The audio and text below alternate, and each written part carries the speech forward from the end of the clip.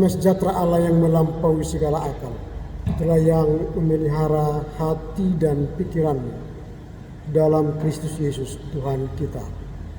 Amin. Firman Tuhan yang akan kita dengar dan renungkan dalam ibadah remaja sore malam ini tertulis dalam kitab Injil menurut Yohanes pasal 13 ayat yang ke-34 hingga ayat yang ke-35. Mari kita buka Alkitab kita, Yohanes pasal 13 ayat yang ke-34 dan 35. Kita baca ayat yang ke-34 dibaca semua perempuan, dan ayat yang ke-35 dibaca semua laki-laki.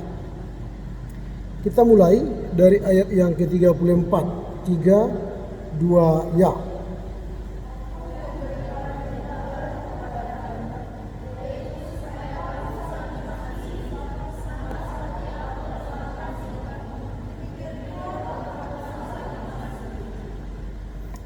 Ayat 35 laki-laki.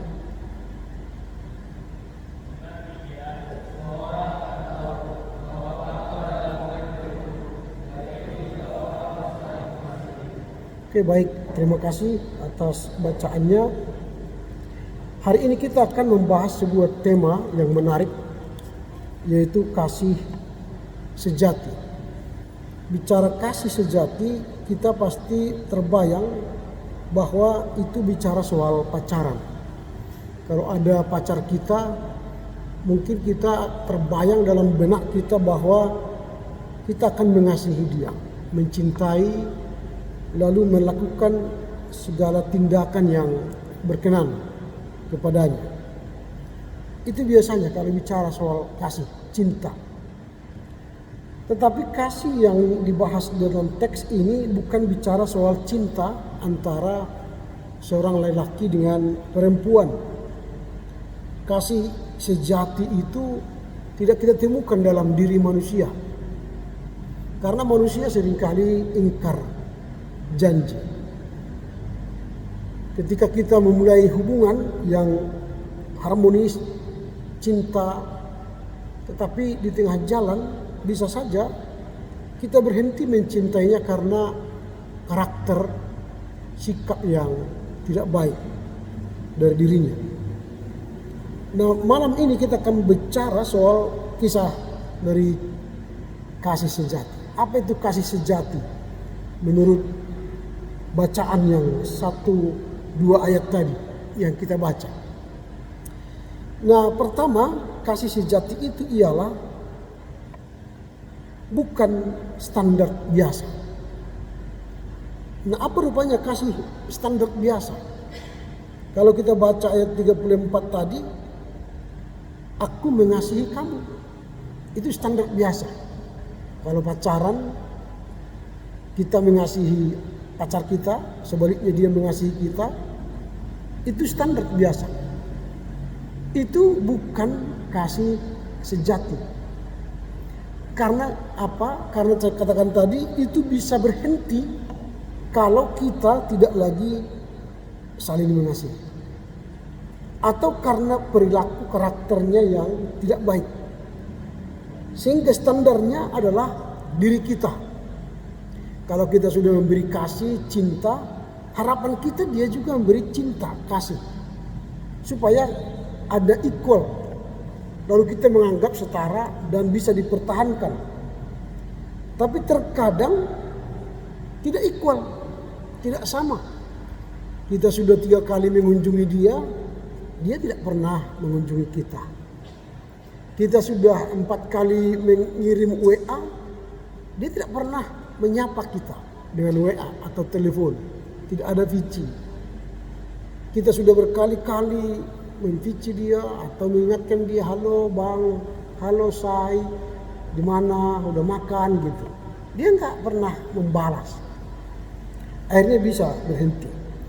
Nah, kasih sejati itu menurut ayat 34 ialah mengasihi orang lain dengan cara Yesus. Jadi kasih sejati itu ialah mengasihi orang lain dengan cara Yesus.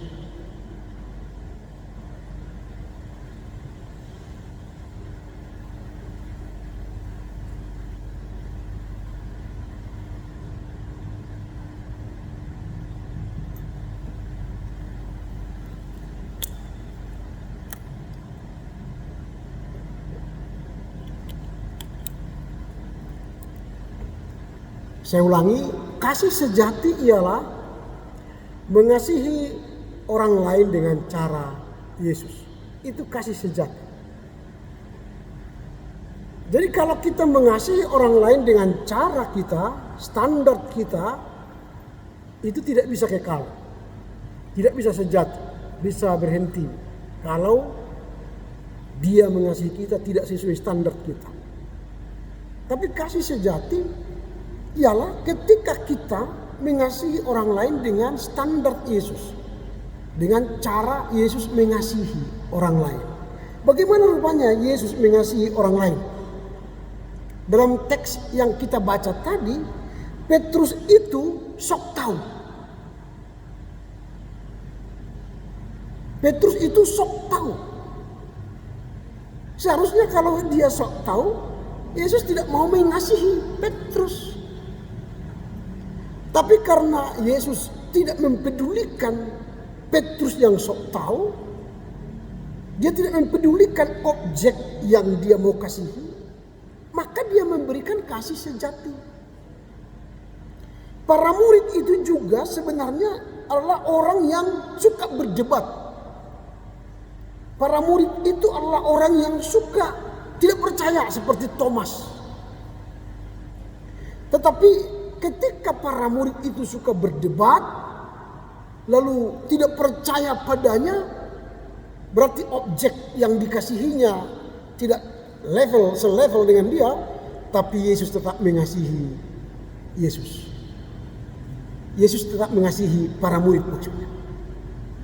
Itulah kasih sejati. Nah, kalau kita implementasikan itu kepada remaja, kalau temanmu itu tidak selevel denganmu secara ekonomi, tidak selevel denganmu secara ilmu pengetahuan, tidak selevel denganmu dari cara bicara, kau harus mengasihi dia dengan cara Yesus. Itulah kasih sejati. Tapi kalau engkau mengasihi dia karena itu sahabatmu, circlemu, soulmate-mu, bestimu, itu berarti kau masih mengasihi standar manusia. Tapi kalau kau mengasihi bayon di luar kemampuanmu melalui standar Yesus, sejatinya kau tidak layak mengasihi dia, tidak layak berbincang dengan dia, tapi kau turunkan levelmu, lalu kau bergaul dengan dia, maka itulah kasih sejati. Sanggup enggak seperti itu? Berteman dengan orang yang tidak selevel. Biasanya remaja mencari teman-teman yang selevel, teman-teman yang sefrekuensi, teman-teman yang suka satu hobi yang sama. Itu biasanya, itu namanya standar manusia. Tapi kalau kita bisa mengasihi orang yang tidak sama dengan kita, tidak selevel dengan kita, tidak satu status sosial dengan kita, itulah kasih sejati. Kalau kalian di sekolah misalnya bertemu dengan anak yang jorok, yang kumal, pernah nggak kalian menyapanya? Atau kalian mengabaikan? Atau kalian hanya lewat aja, tak pernah bersama menyapa? Atau tidak kumal? Di kelas kalian mungkin ada anak orang yang terbelakang dari segi IQ. Pernah nggak kalian bertanya kepadanya, "Hai sobat, gimana kabarmu?" Atau kita tolong dia mengerjakan tugas-tugas yang tidak bisa dia kerjakan. Kalau belum mampu berarti kasihmu belum kasih yang sejati. Anda masih level mengasihi manusia dengan standar manusia. Itu yang pertama. Kasih itu bukan standar biasa, tapi standar Yesus. Bagaimana Yesus mengasihi? Dia mengasihi orang yang sejatinya orang itu tidak layak dikasihi. Seperti Petrus yang sok tahu, seperti para murid yang suka berdebat dan tidak percaya, tapi Yesus mengasihi. Itu yang pertama. Yang kedua, kasih sejati itu adalah action, bukan caption. Kasih sejati itu action, tindakan, bukan caption. Bukan hanya mengcaption status kita di media sosial, TikTok, di mana lagi, di Facebook atau di Instagram, hanya tagar I love you, tagar care you, tapi tak pernah action. Itu bukan kasih sejati. Jadi orang banyak di status-status sosialnya, media sosialnya menyatakan sebuah aksi yang wow, membuat kata-kata yang indah. Tapi dalam kenyataan mereka bukanlah pelaku kasih. Hanya punya kemampuan menulis kata puisi syair kasih. Tapi dalam kenyataan dia tukang gosip. Kenyataan dia tukang ngibul. Kenyataan dia suka membuat onar. Kenyataan dia bukan orang yang menyembah Allah. Bukan orang pemuji. Hanya supaya datang ke gereja kelihatan dia rohani. Anak remaja GKPA datang ke gereja untuk ibadah setiap Sabtu. Tapi di gereja tingkah lakunya enggak seperti orang yang sedang memuji Tuhan. Mulai datang sampai mau habis terus ngomong di gereja. Nyanyi pun ngomong.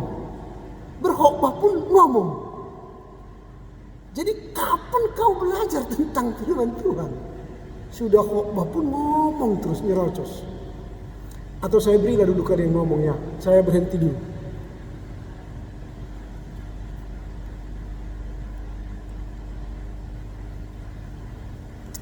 Sudah selesai? Supaya saya lanjutkan ini.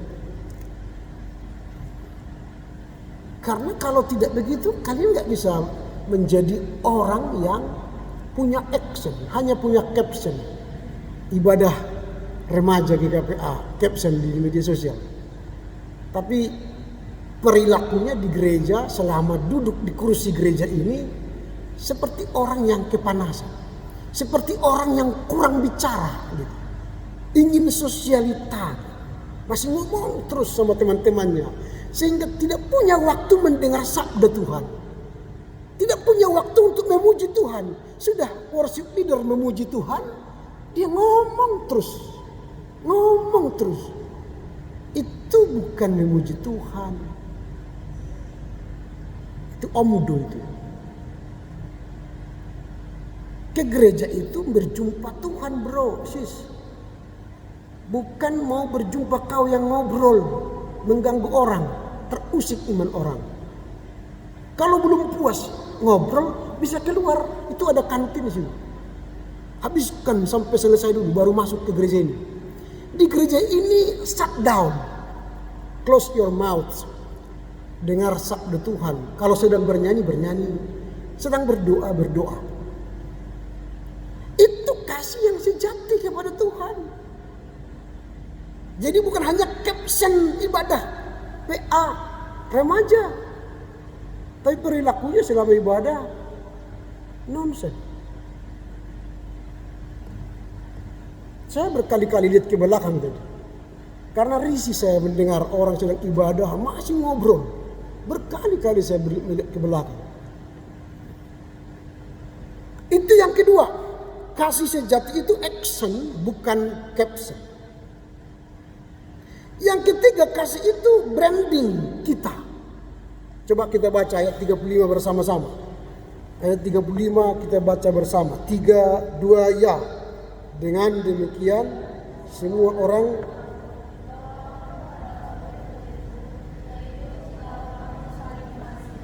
ya kayak 2 orang 3 orang di gereja ini. Kita ulangi dulu. Berapa orang ini ya? Kalau ada 20 orang, suara 20 orang sebenarnya harus terdengar. 3, 2, ya. Dengan demikian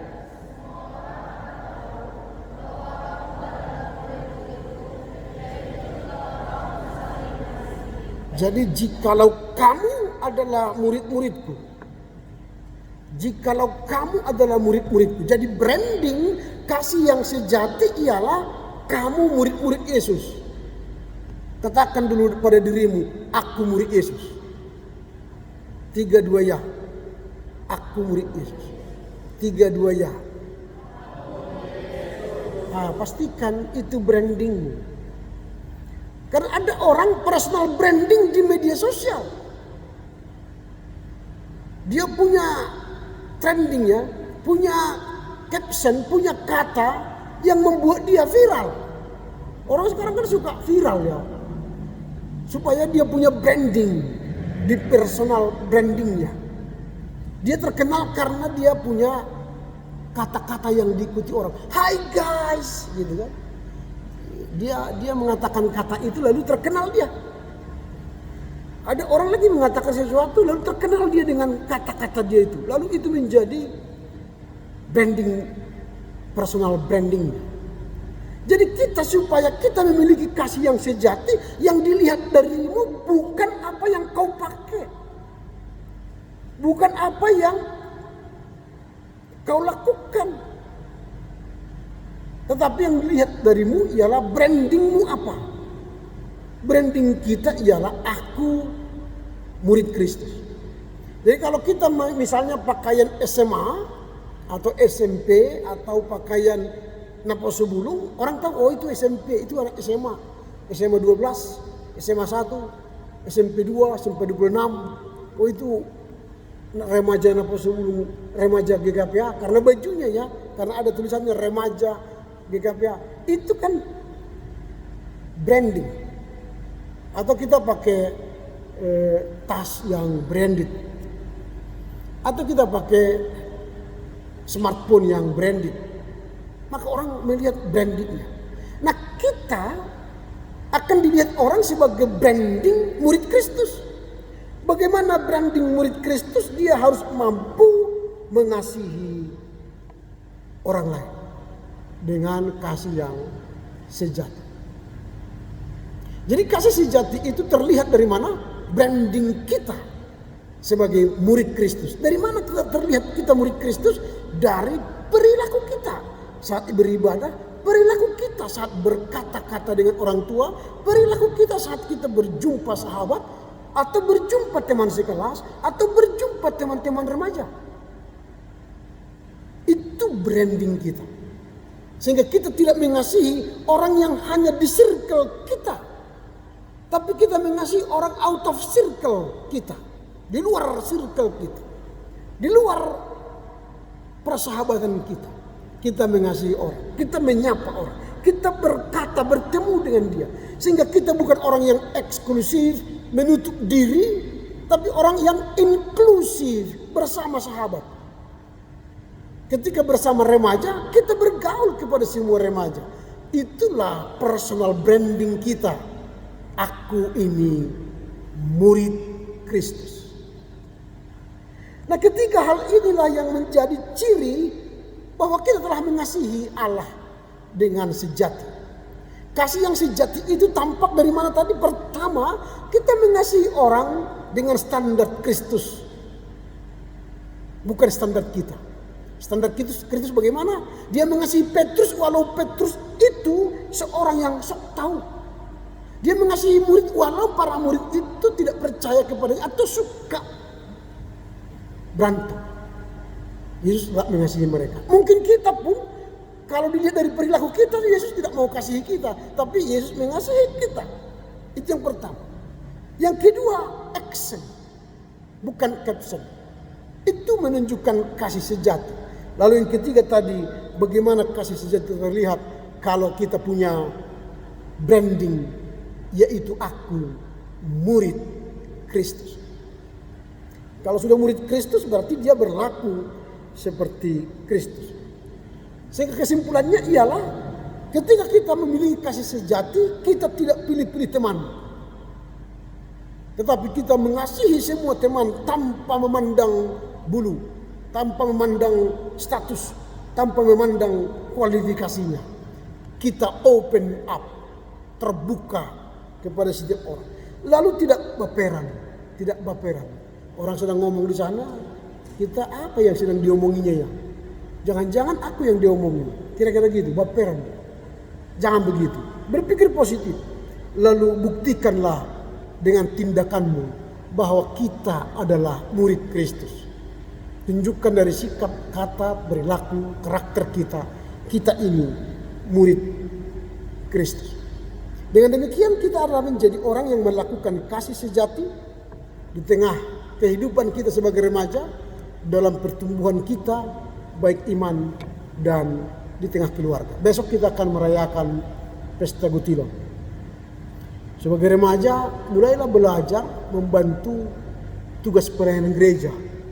Besok ada lelang, datanglah membantu para sintua mengangkat lelang itu ya. Lalu antar lelang ke orang tua kita yang melelang. Itu namanya action. Kita sudah belajar ikut serta dalam kegiatan gerejawi. Sejak remaja kita sudah terlibat menjadi orang yang melayani Tuhan melalui tenaga kita. Atau melihat misalnya pas waktu membagi makan kurang tenaga, kita lihat misalnya belum dapat makanan di sana, ambil, antar ke sana. Ini emang makanan. Itu berarti kalian sudah ada action melakukan kasih yang sejati.